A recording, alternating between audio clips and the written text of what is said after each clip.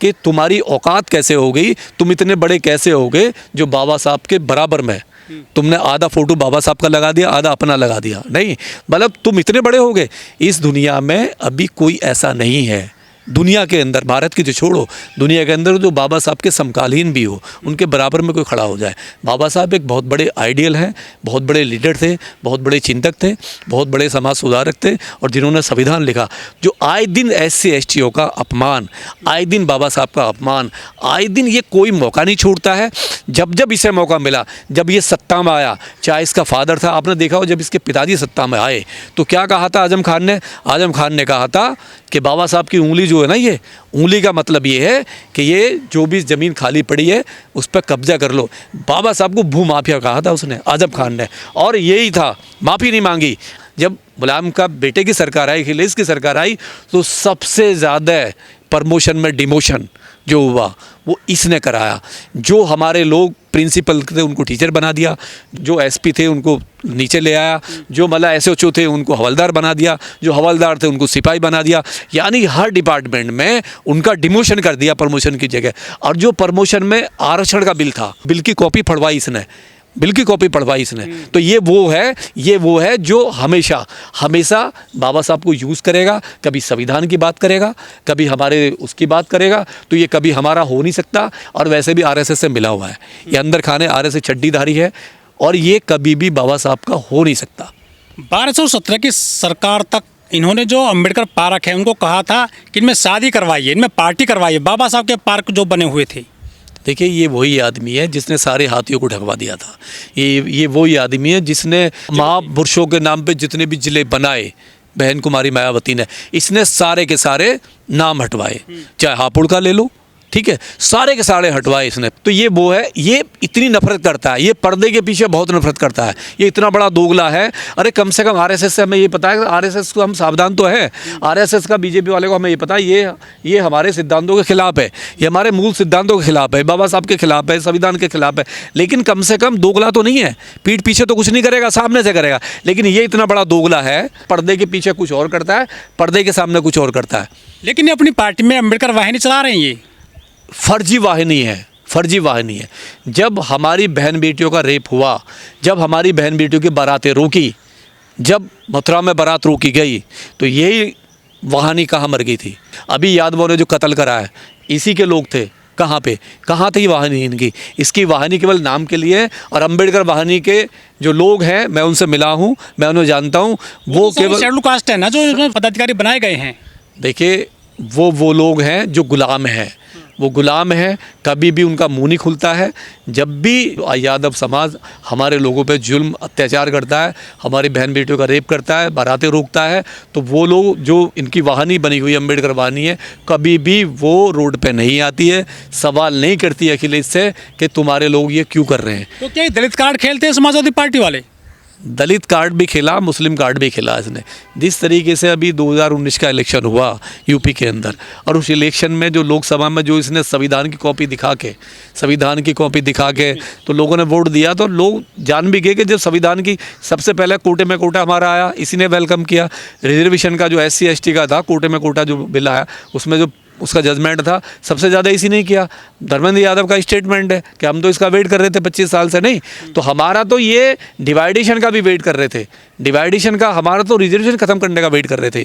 तो ये दोगला है, बहुत बड़ा चालबाज आदमी है, इससे होशियार रहने की ज़रूरत है। इससे ही नहीं, जैसे राहुल गांधी जैसे भी लोग हैं, कहता कुछ है करता कुछ है। अगर राहुल गांधी को इतना ही प्यार था, इतना ही हमारे बाबा साहब से प्यार था, तो क्यों 70 साल तक बाबा साहब को अछूत बना के रखा? क्यों आज उनसे बाबा साहब याद आते हैं? नहीं, क्यों संविधान की बात करता है? संविधान का तो कभी सम्मान किया नहीं, कांग्रेस ने कभी भी नहीं करा, हमेशा बाबा साहब का अपमान किया। तो क्या अखिलेश यादव बाबा साहब का सहारा ले रहे हैं? अपना चेहरा लगाया है बाबा साहब के साथ में आधा। अरे अपने फादर का क्यों नहीं लेता सहारा? लोहिया का लगाना, ललन सिंह यादव का क्यों नहीं लगाता? नहीं, यादव समाज में पेरियार का लगाना, संत कबीर का क्यों नहीं लगाता? अबे यादव समाज में इतने सारे बड़े समाज सुधारक हुए, फूले का लगा लेना। ज्योतिबा फूले का क्यों नहीं लगाता? बाबा साहब का क्यों लगा रहा है? तुझे बाबा साहब से क्या मिलेगा? बाबा साहब से भी मिलेगा, क्योंकि बाबा साहब के नाम पे तुम वोट मांग सकते हो, क्योंकि बाबा साहब के नाम पे तुम वोट मांगोगे नहीं। बाबा साहब का, अब बाबा साहब के अनुयायी बेवकूफ़ नहीं रहे, बाबा साहब के अनुयायी बहुत होशियार है, समझदार है, उनमें बहुत बुद्धि है। एक बार धोखा खा जाते, दोबारा नहीं खाते। तो क्या बाबा साहब की फोटो चोरी कर रहे हैं? ये चोरी कर रहे हैं, ये भी तो चोरी है। ये भी टोटी चोर, एक तमगा इसको मिल चुका है, अब ये बाबा साहब की चोरी कर रहा है। चोरी तो है, चोरी। आधा चेहरा क्यों लगा रहा है? अबे इस देश में बाबा साहब के बराबर कोई भी नहीं है। हमारे जगजीवन राम जैसे भी नहीं है, नहीं, हमारे मौर्य जैसे भी नहीं है। बहन जी भी नीचे आती हैं। काशी राम जी ने भी कभी भी उनको वो नहीं करा। अगर चाहते तो काशी राम जी बराबर में फोटो रख सकते थे। काशी राम जी ने हमेशा ऊपर रखा, क्योंकि बाबा साहब हमेशा ऊपर ही है।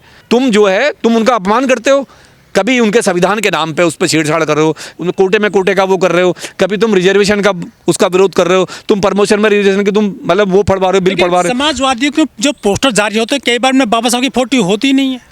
मैंने कहा नहीं, आप इनका 5 साल पहले का जाइए पास्ट में। बाबा साहब का जितना विरोध समाजवादी पार्टी ने किया है, जितना विरोध, आप इनकी खुल के स्पीच देखिए ना, मुलायम सिंह यादव की, इनके मतलब जितने भी भाई हैं, सबसे ज़्यादा विरोध अगर बाबा साहब का किया तो इन लोगों ने किया। इन्होंने कभी नाम नहीं लिया बाबा साहब का, कभी जयंती मनाई इन्होंने, बाबा साहब की अम्बेडकर जयंती मनाई कभी इनके शासन में? कभी नहीं।